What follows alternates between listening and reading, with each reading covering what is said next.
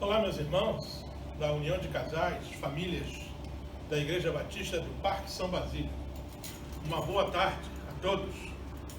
Hoje, na nossa União de Casais online, nós estaremos, a partir de hoje, apresentando uma série de estudos, cujo título é Famílias em Busca da Terra Prometida, Canaã.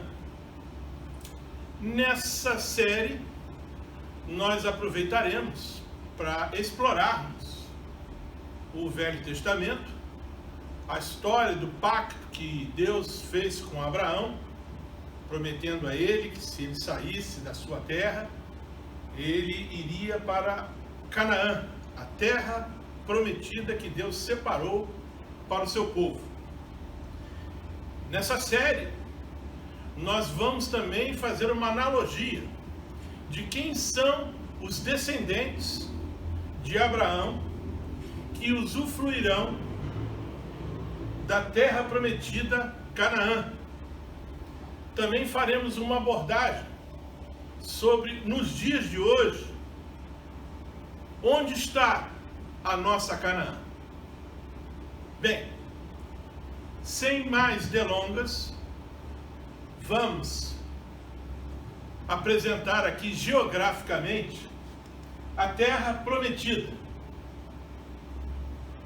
Canaã é a antiga denominação da região correspondente à área do atual Estado de Israel. Ou seja, Canaã, o Estado de Israel, faz parte da terra prometida. Mas, como nós vamos ver durante a exposição bíblica dessas reflexões, nós veremos que o povo de Israel não logrou êxito em ocupar toda a terra que Deus prometeu a esse povo. Portanto, quando a gente olha no mapa o correspondente total da área de Canaã, hoje ela envolve não só o Estado de Israel, inclusive as colinas de Golã, mas também a disputada faixa de Gaza da Cisjordânia, de parte da Jordânia, que é um país árabe, uma faixa na margem oriental do Rio Jordão. Também uma parte que não faz parte hoje do Estado de Israel, mas fazia parte da Canaã, é o Líbano e parte da Síria. Dois outros países, uma faixa junto ao mar Mediterrâneo na parte sul do litoral da Síria. Ou seja, Deus tinha o plano de dar toda esta terra para o seu povo. Uma terra fértil, algumas áreas desérticas, mas entre os vales, nós tínhamos áreas boas para a agricultura, para o pasto, áreas frutíferas. Ou seja, Deus chamou esta terra de uma terra que emana leite e mel. Mas o seu povo hoje não ocupa toda a extensão da Canaã prometida no pacto que Deus fez com Abraão. Eu gostaria que os irmãos agora pudessem abrir as suas Bíblias e marcarem, para que possam acompanhar com calma e depois possam voltar nesses textos para entender melhor aquilo que nós vamos expor agora. Bem, como eu disse anteriormente, Canaã foi a terra prometida por Deus a Abraão. Onde é que estão as evidências bíblicas? Gênesis, capítulo 12, verso 1, verso 2, diz o seguinte: Ora, disse o Senhor a Abraão, sai da terra, da tua parentela, sai da tua terra, da tua parentela e da casa de teu pai, e vai para a terra que te mostrarei. Ou seja, uma terra física, aqui na terra mesmo, Deus estava mostrando, ia mostrar para ele a terra. De ti farei uma grande nação, prometeu Deus, e te abençoarei, e te engrandecerei o nome. Finalmente Deus disse para Abraão: sê tu uma bênção. E de fato, Abraão, pela fé, saiu dali e foi uma bênção. Uma bênção para o seu povo, inclusive para nós nos dias de hoje. No versículo 5, ainda do capítulo 12, diz o seguinte: levou Abrão, ele ainda não tinha sido trocado seu nome, leva consigo Sarai, que era Sara, sua mulher, e Aló, filho de seu irmão, e todos os bens que haviam adquirido, e as pessoas que lhe acresceram em Harã. Partiram então para a terra de Canaã, e lá chegaram. No versículo 7, apareceu o Senhor a Abrão e lhe disse: darei à tua descendência esta terra. Ali edificou Abrão um altar ao Senhor, que lhe aparecera. Deus falava diretamente com Abrão, um privilégio. No capítulo 17 de Gênesis, versículo 8, e capítulo 22, versículo 18, vamos ler o seguinte: toda a terra de Canaã, onde agora, disse Deus para Abrão, você é estrangeiro, darei como propriedade perpétua a você e aos seus descendentes, e serei o Deus deles. Esse era o plano de Deus. Uma nação a partir de Abraão, numerosa, como as estrelas, como os grãos de areia do mar. E todos esses descendentes herdariam Canaã.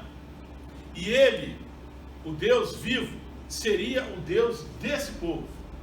E disse mais: e por meio dela, dessa descendência que surgirá, todos os povos da terra serão abençoados, porque você, Abraão, me obedeceu.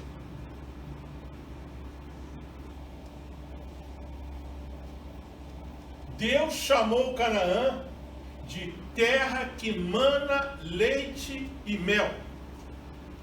É óbvio que há aqui um sentido quase que figurado, mas não descaracterizado, das palavras leite e mel. Como disse anteriormente, a terra de Canaã era uma terra, não era por menos, que estava habitada por outros povos, era disputada entre outros povos, era uma terra que manava. É um manancial de leite e de mel. Pastos verdejantes para todos os rebanhos. Dos rebanhos a gente obtém o quê? O leite. Frutas dulcíssimas, como tâmaras, uvas, figos e tantas outras, romãs. Alguns que falam sobre o mel oriundo da tâmara, que é um produto que até hoje existe em Israel. Essa era a terra que Deus queria dar a Abraão e a sua descendência. Êxodo 33, a primeira parte do versículo 3, diz o seguinte: vão para a terra onde há leite e mel, com fartura. Meus irmãos, em casa, depois aí, vocês procurem todas as referências de leite e mel. Se não todas, a grande maioria vai vir complementada com esta afirmação, com fartura. Não era com disputa, com escassez, era com fartura. Veja no texto de Deuteronômio 26, 9. Ele nos trouxe a este lugar e nos deu esta terra, terra onde há leite e mel, com fartura. Novamente, quais eram os planos de Deus para o seu povo em Canaã? Existe um texto em Jeremias, profeta de Deus para esse povo, para alertá-lo quanto aos seus pecados, quanto aos desvios que o povo cometia depois de ter adentrado em Canaã. E esse versículo é um versículo que nós gostamos muito de recitá-lo nos dias de hoje.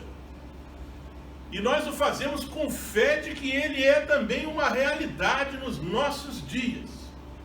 Se não, leiamos. Diz Deus, Senhor Deus, porque sou eu que conheço os planos que tenho para vocês, ó Israel. Diz o Senhor, planos de fazê-los prosperar e não de lhes causar dano, planos de dar-lhes esperança e um futuro. Este era o plano que Deus tinha para aquele povo ali, naquela terra que manava leite e mel, a terra prometida, Canaã. Mas eu gostaria de perguntar aos irmãos, será que toda a descendência de Israel entrou em Canaã? Vamos fazer um retrospecto. O povo se afastou de Deus e Deus ficou incomunicável por mais de 300 anos.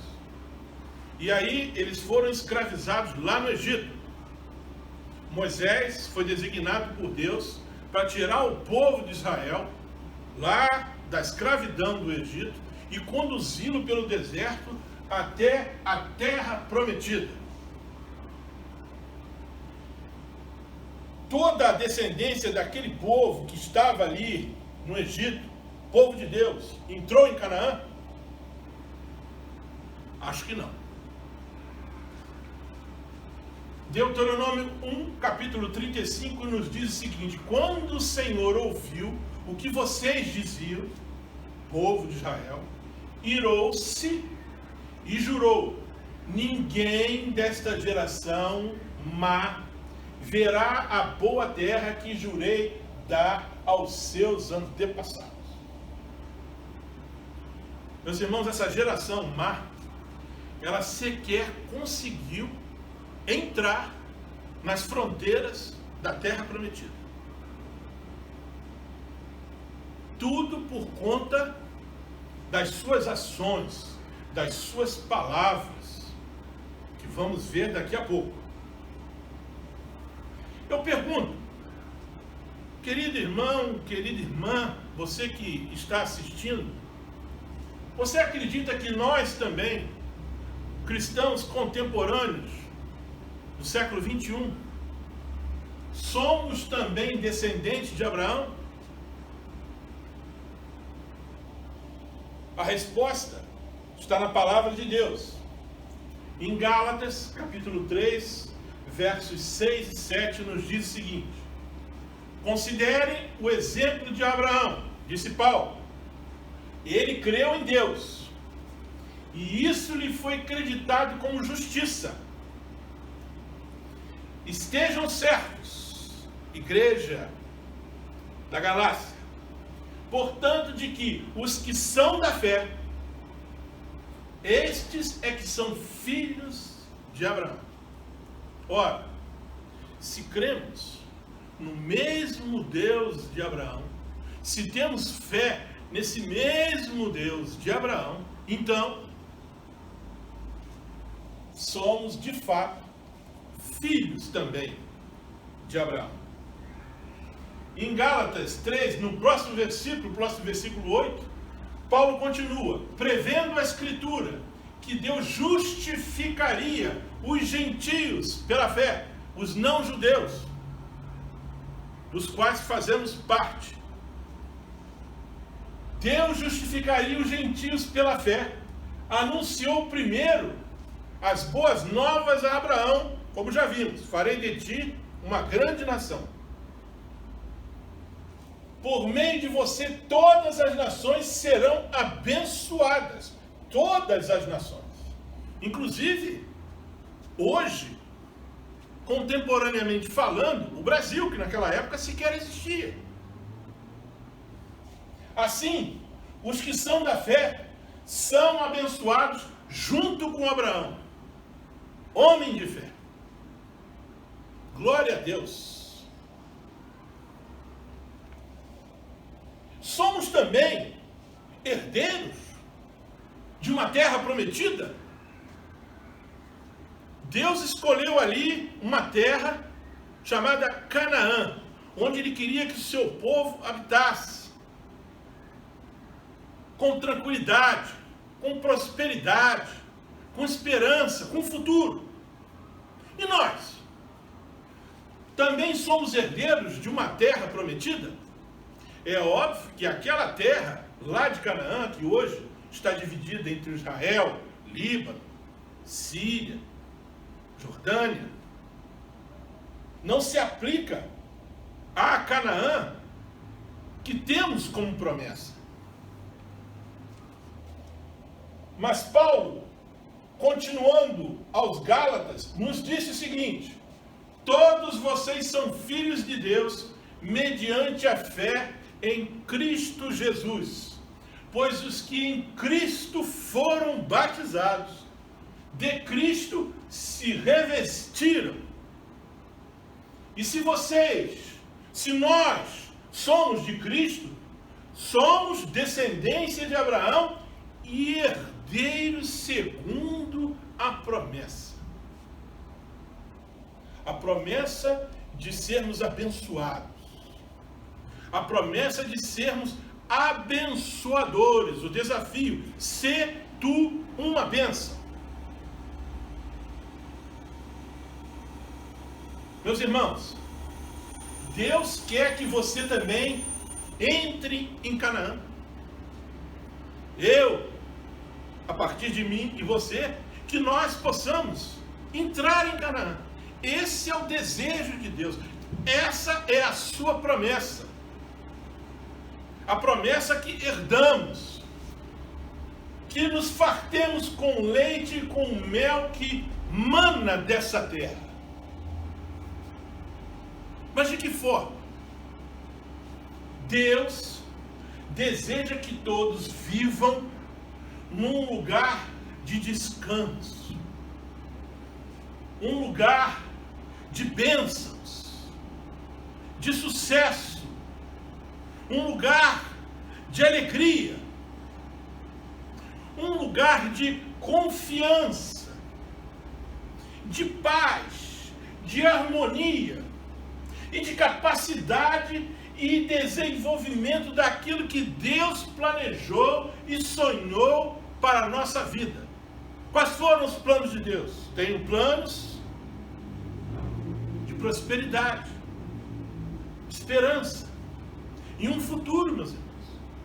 Todos somos herdeiros desse sonho que Deus planejou para o seu povo, do qual agora fazemos parte.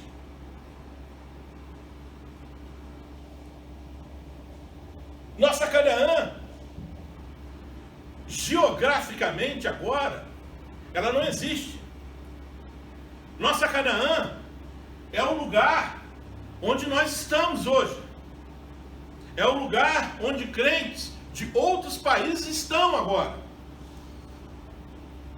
É o lugar onde se desfruta de uma terra que mana leite e mel com fartura. O leite e o mel que Deus quer nos dar hoje é justamente descanso, bênção, sucesso, alegria, confiança, paz, harmonia, amor, bem-estar.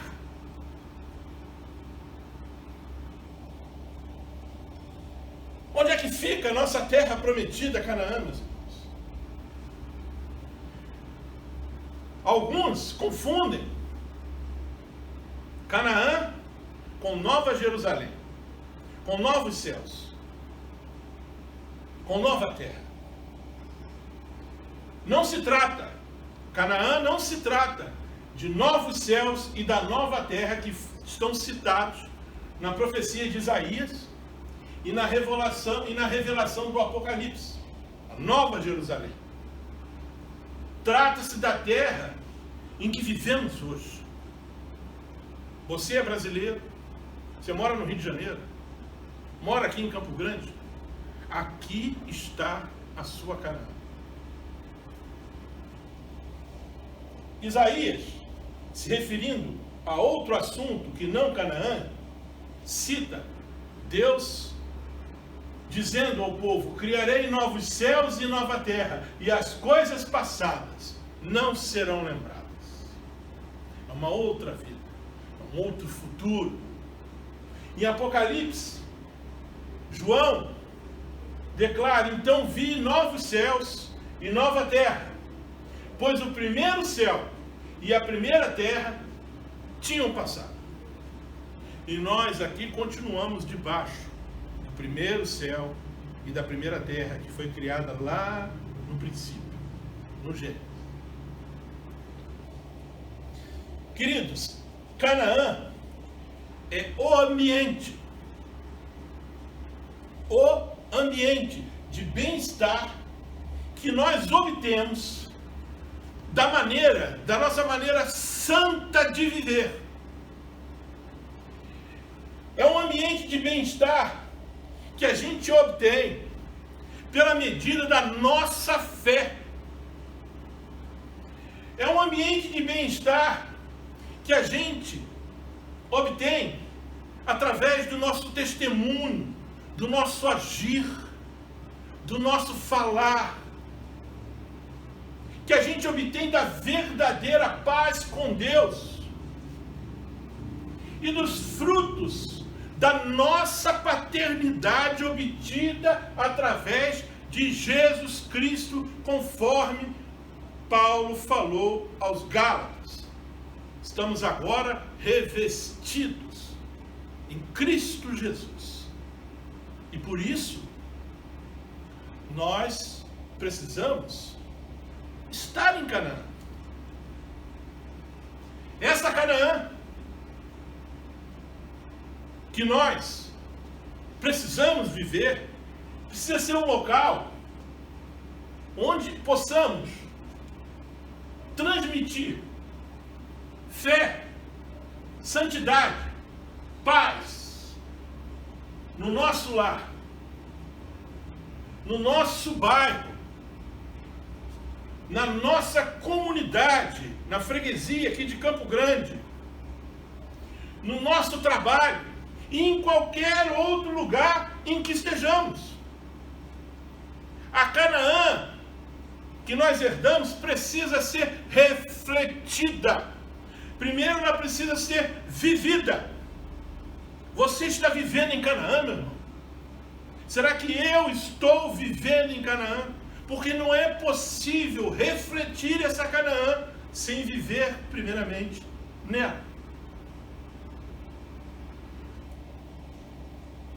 Mas, assim como a Canaã de Israel, a nossa terra prometida, Canaã, está inserida aqui, na terra em que vivemos, no mundo que jaz no maligno. Canaã, geograficamente, estava também nesta terra, cercada e habitada por povos idólatras, povos maus, perversos. E conosco hoje não é diferente. A nossa Canaã está inserida aqui, no mundo em que nós vivemos. Primeira carta de João nos diz: sabemos que somos de Deus e que o mundo todo está sob o poder do maligno. Assim como a Canaã de Israel, meus irmãos, tinha fronteiras, a nossa terra prometida, Canaã, a ser alcançada, ela também tem fronteiras espirituais. Fronteiras espirituais com um mundo que jaz no maligno. Um mundo onde vivemos e cujo príncipe governante é Satanás. O povo de Israel precisava conquistar Canaã, transformar, travar batalhas para conquistar aquela terra e usufruir do leite e do mel que aquela terra manava.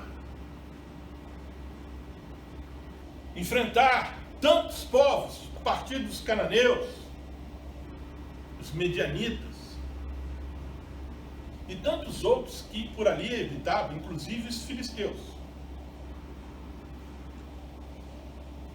Por isso, quando Jesus fez a sua oração sacerdotal pelos seus discípulos e por nós que hoje estamos aqui, ele pediu a Deus: não rogue que os tire do mundo, mas que os proteja do maligno.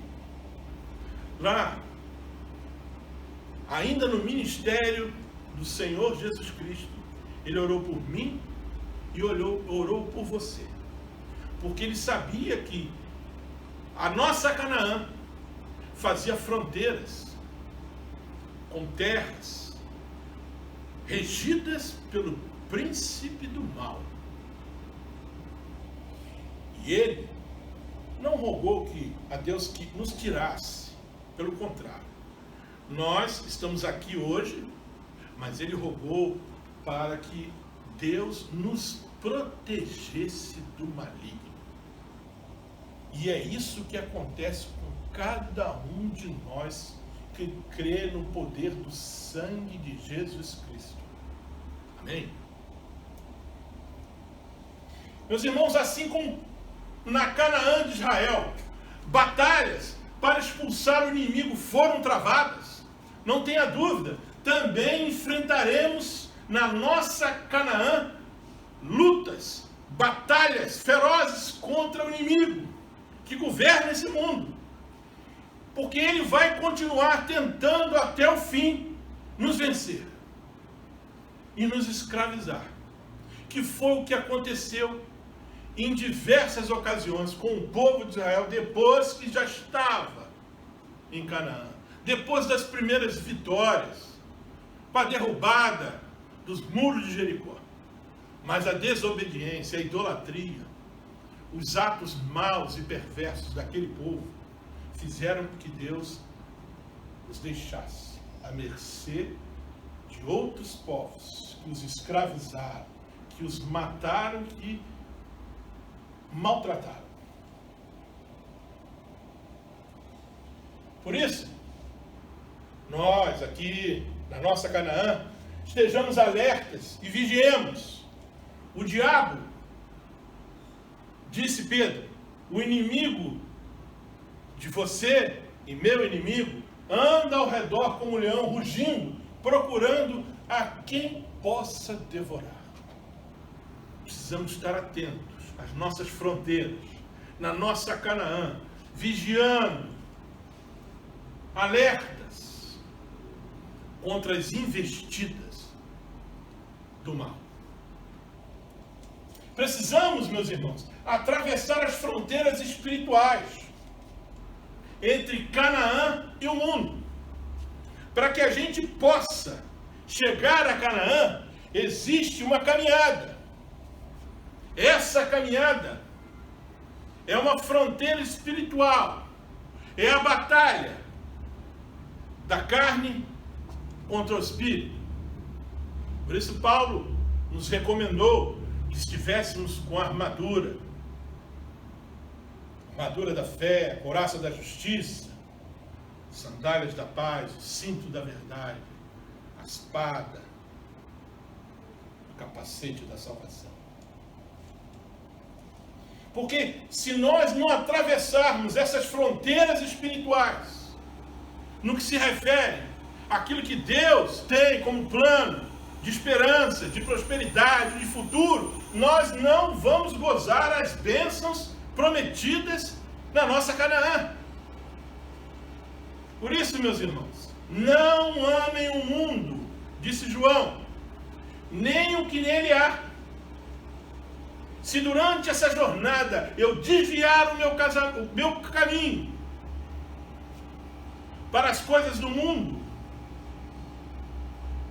eu vou me perder. Na melhor das hipóteses, vou me atrasar. Pois o que adiantará o homem ganhar o mundo inteiro e perder a sua alma? Disse Jesus.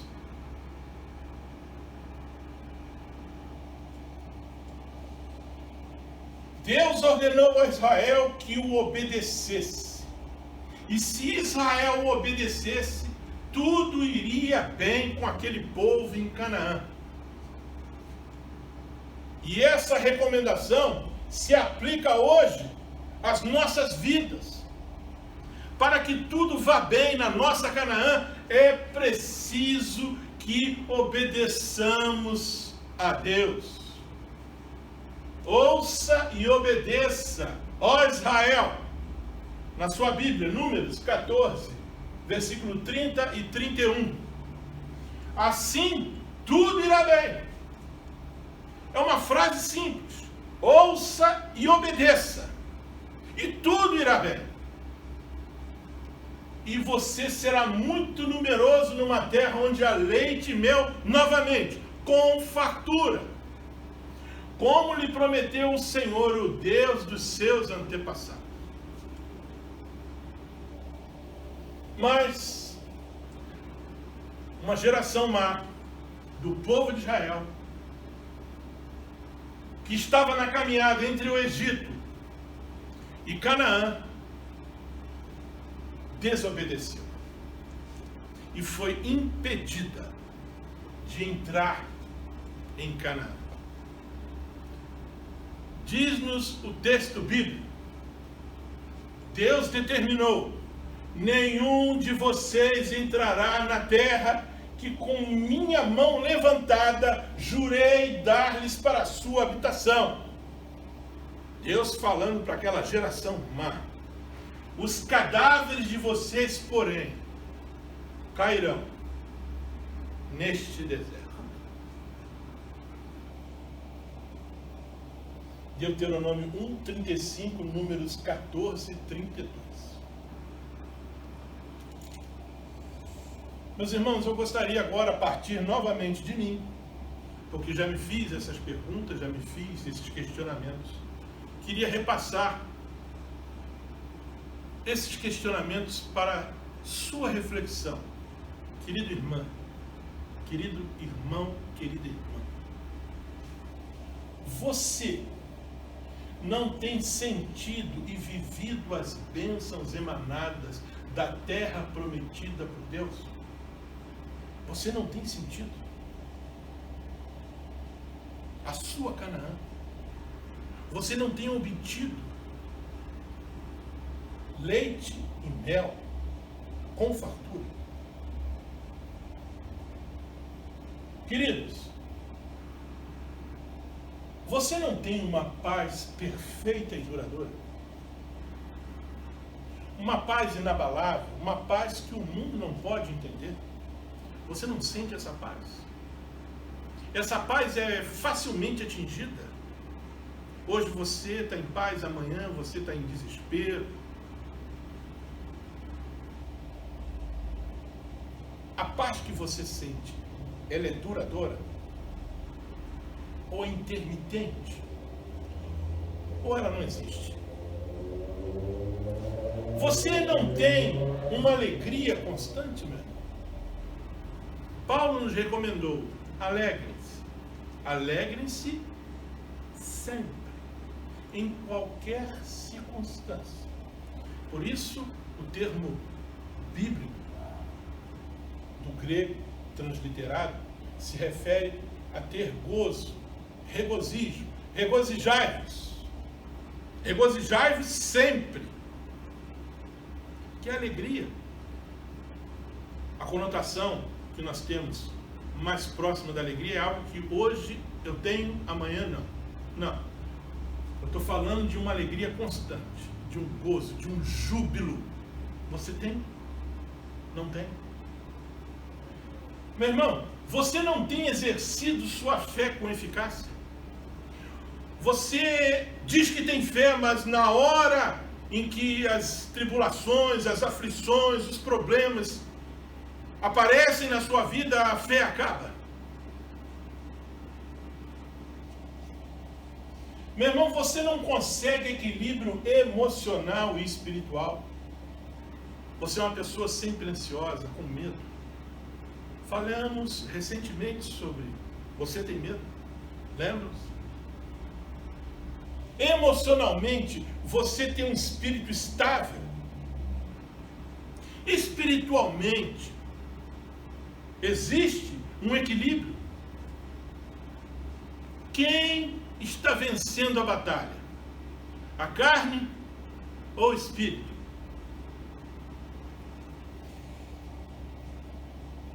Meu irmão, minha irmã, você não consegue relacionar-se bem com a esposa, com o marido, com os filhos, com os familiares, com os amigos. A sua relação é difícil. No seu casamento, tem paz, tem alegria, ou tem brigas, discussões, acusações. Seus filhos, como é o ambiente com seus filhos? Como é o seu relacionamento com eles? É um relacionamento em que seus filhos possam dizer: este é meu pai. E que, diferentemente de alguns, dizem que sequer tem pai ou tem mãe. Os familiares, como é o seu relacionamento? Eles conseguem ver em você a Canaã que Deus prometeu? No seu trabalho, seus vizinhos?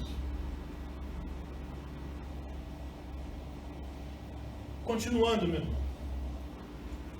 Você não sente o desejo de louvar e glorificar a Deus? Louvar não necessariamente no canto, mas em afirmações, em palavras, onde você possa manifestar louvor pela sabedoria, pela misericórdia, pela graça de Deus e glorificar o seu nome. Você não tem feito isso na sua vida, meu irmão? Você não sente o desejo de orar?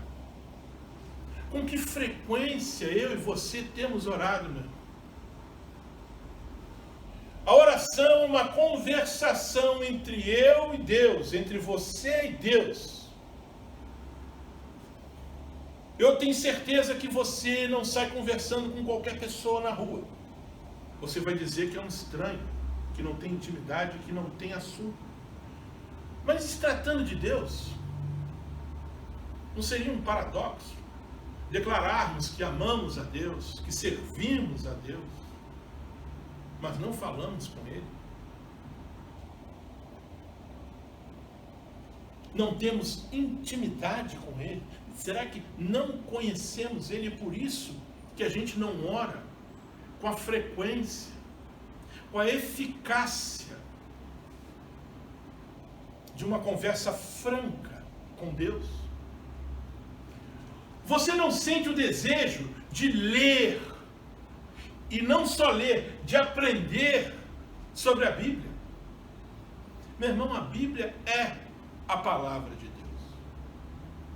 Infelizmente, cada vez mais temos ouvido nos meios cristãos, inclusive os mais conservadores, pessoas questionando se a Bíblia é ou não é totalmente a palavra de Deus. Meus irmãos, esta palavra é ela que é a luz para os meus passos, é ela que ilumina o meu caminho. Se eu não leio a Bíblia, se eu não aprendo com a Bíblia, que é onde Deus fala comigo, Eu não falo com ele, mas também não consigo ouvi-lo. Porque como não leio e não estudo a Bíblia, quando eu falo estudo no sentido de procurar entender, de procurar tirar lições, de procurar ver referências cruzadas entre os textos. O povo de Bereia, ele examinava a Escritura com uma diligência, com uma eficácia, com uma persistência muito grande. Você não tem feito isso, né? Você não tem sentido o desejo de prestar um culto a Deus, de agradecer pelas bênçãos que você recebe todos os dias, a cada hora, a cada minuto, a cada segundo de vida. Você não sente o desejo de congregar na sua igreja, com os irmãos, aprendendo, junto com o corpo de Cristo? Você não tem sentido esse desejo? Por último, você não tem conseguido ser fiel e não está conseguindo obedecer a Deus. Querido, acabamos de ver que tudo irá bem se ouvirmos e obedecermos a Deus. Quando a gente ouve e obedece, a gente traduz isso em fidelidade a Deus. Mas se eu não converso com Deus, se eu não ouço a sua voz através da sua palavra, fica cada vez mais difícil, meu irmão, ser fiel e obedecer a Deus. Queridos, você não tem sentido e vivido as bênçãos emanadas da terra prometida por Deus, a sua Canaã? Se todas essas respostas são no sentido de que você não tem sentido, de que você não consegue, de fato, você não está vivendo as bênçãos emanadas da terra prometida, Canaã. Quero falar para vocês, para encerrar a primeira parte, sobre o que aconteceu com aquela geração má do povo de Israel que foi impedida de entrar em Canaã. O apóstolo Paulo, nas suas Bíblias, 1 Coríntios, capítulo 10, do versículo 1 a 12, ele vai enumerar 5 razões que impediram aquela geração má do povo de Israel de entrar na terra prometida. Como sempre, Paulo, seus textos, muito bem colocados, muitos deles de difícil compreensão, o próprio apóstolo Pedro reconhece. Mas a capacidade que ele tinha dada por Deus transcendia os seus escritos. Segundo Paulo, a cobiça, a idolatria, a imoralidade, por Deus à prova, colocar Deus à prova, e a murmuração. São esses as 5 razões principais que impediram a geração má do povo de Israel, que saiu lá do Egito, de entrar na terra prometida.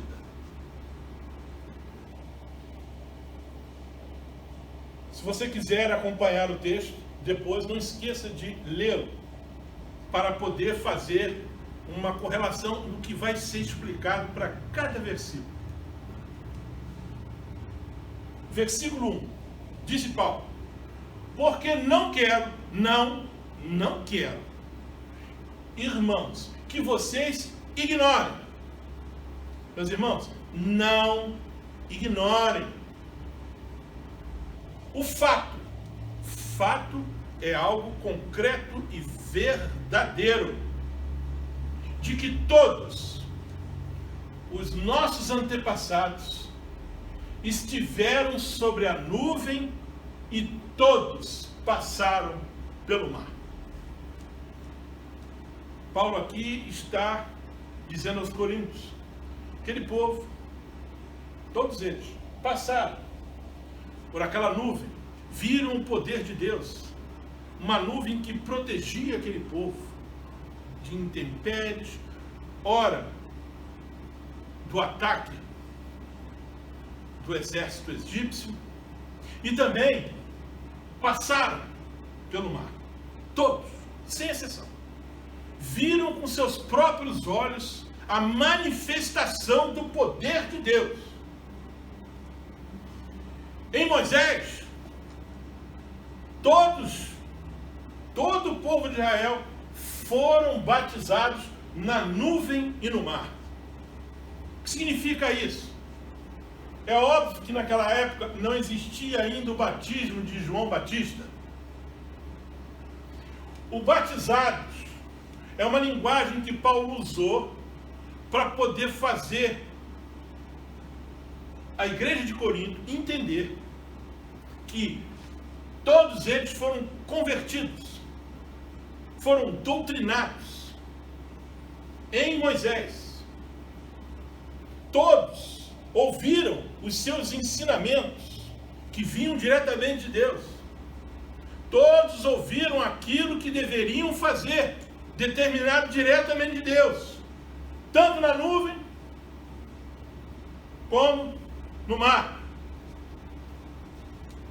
Todos comeram do mesmo alimento espiritual e beberam da mesma bebida espiritual. Um alimento e uma bebida que ao mesmo tempo era físico, mas era espiritual, porque vinha direto dos céus, ou direto da rocha, a bebida, a água. Pois bebiam da rocha espiritual que os acompanhava, e essa rocha era Cristo.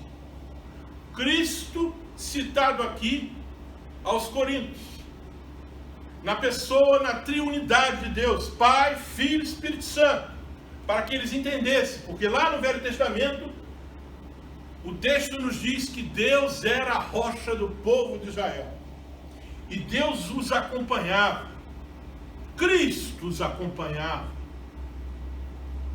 ele estava lá. Contudo,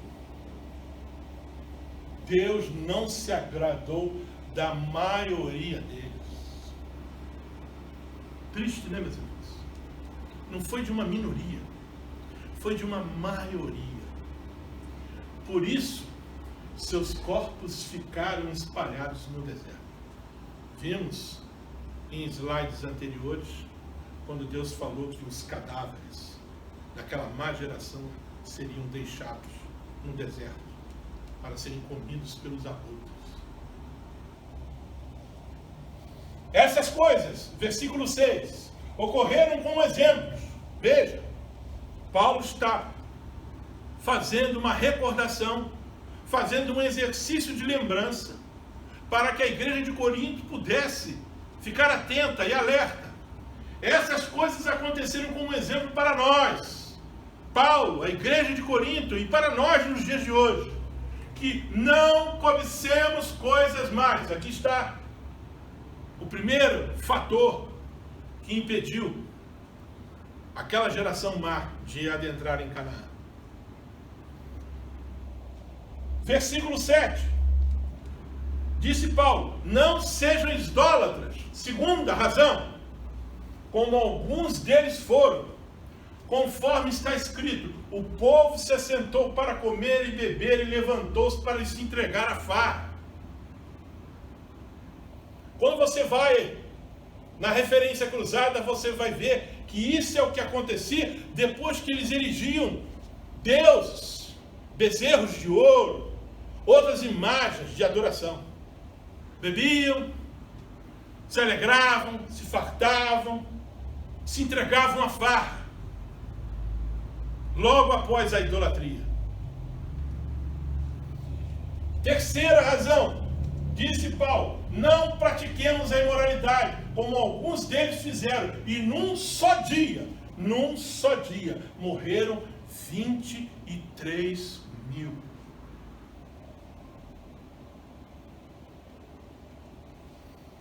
Quarto, não devemos pôr o Senhor à prova, como alguns deles o fizeram, e foram mortos por serpentes. Quinto e último, não se queixem, como alguns deles se queixaram, e foram mortos pelo anjo destruidor. Versículo 11. Essas coisas aconteceram a eles como exemplos. Exemplos para os outros que não participaram, que não praticaram essas coisas, e exemplo para nós hoje. Exemplo para a igreja de Corinto. E foram escritas como advertência para nós.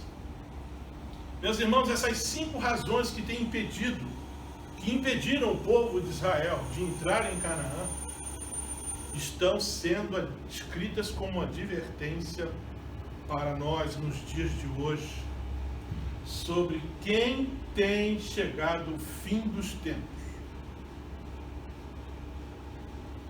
Portanto, finaliza Paulo, aquele que julga está firme. Você que participou da nuvem, do mar, foi batizado, que tem visto, se você julga estar firme, cuide-se. Cuide-se para que não caia.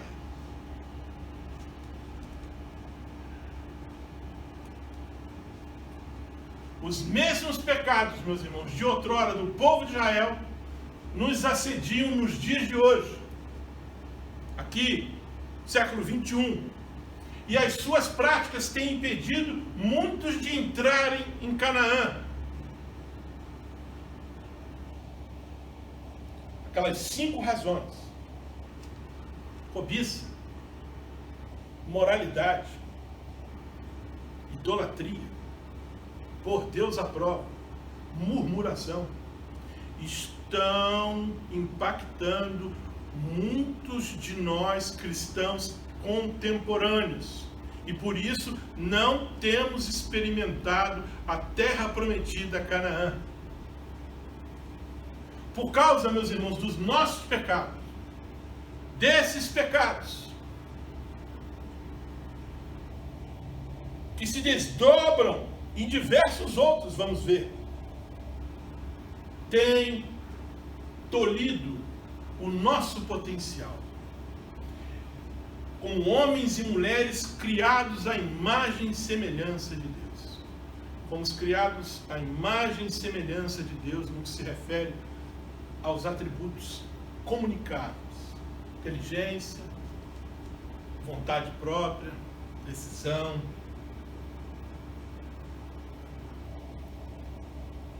Aquele que pratica o pecado, meu irmão, é do diabo. Porque o diabo vem pecando desde o princípio. 1 João 3, 8a. Mas nós, que nos declaramos cristãos, apesar de continuarmos pecando, porque a nossa essência é uma essência má, mas ela está revestida pelo sangue de Jesus Cristo. É por isso que nós temos um intercessor. E é por isso que nós não podemos continuar pecando deliberadamente, voluntariamente, por opção. Assim como no passado, a atual e cada vez maior decadência moral do mundo vem desvirtuando a humanidade e está nos atingindo. Está atingindo todos os crentes contemporâneos, nossos irmãos, a mim, a você. A sociedade está impondo seus maus costumes, suas regras e ideologias vis à igreja de Jesus Cristo. E muitos crentes estão aceitando isso naturalmente. Na caminhada para Canaã, nós estamos nos desviando. Nós estamos amando o que o mundo oferece. Nós estamos concordando com aquilo que o inimigo das nossas almas tem nos apresentado de forma espetacular, bonita, atraente, mas que estão nos desviando de Canaã. Assuntos capitais, aqueles assuntos inegociáveis, atos mundanos que antes eram considerados inaceitáveis, reprováveis, agora estão sendo repensados, estão sendo vistos por uma outra ótica, uma ótica sociológica, uma ótica filosófica, e estão sendo aceitos na igreja de Cristo. Teologias liberais, inclusivas do pecado, vêm sendo disseminadas, ensinadas e aceitas sem oposição até em igrejas declaradamente conservadoras. Pessoas que, com certeza, não se converteram, se convenceram, buscaram na teologia um local para se estudar, para se consagrar como líder espiritual, com o intuito de disseminar práticas antibíblicas e heréticas, com o intuito de satisfazer os seus desejos próprios. Meu irmão, o que é que está impedindo você de entrar em Canaã? Cobiça? Idolatria? Pôr Deus à prova? Murmuração? No próximo domingo nós vamos analisar cada uma dessas 5 razões que impediram aquela geração má de entrarem em Canaã. Vamos analisar os desdobramentos de cada uma dessas razões e as consequências maléficas que elas acarretam na nossa vida espiritual. Disse-lhe Jesus, falando aos fariseus: se sois filhos de Abraão, fazei as obras de Abraão. Com certeza, Abraão não praticou obras como essas listadas aqui. Se somos realmente, se somos de fato filhos de Abraão, também não podemos praticar. O que é que está impedindo você de entrar em Canaã, meu irmão? Próximo domingo, na União de Casais, às 17h30. Não perca a segunda parte da nossa série Famílias em Busca da Terra Prometida, Canaã. E nesta semana, se vierem as tempestades, as lutas, as perseguições, as tentações, os sofrimentos e os problemas, nos apresentaremos diante de Deus em oração. E Ele, somente Ele, nos dará a vitória. Que Deus a todos abençoe. Até nosso próximo encontro.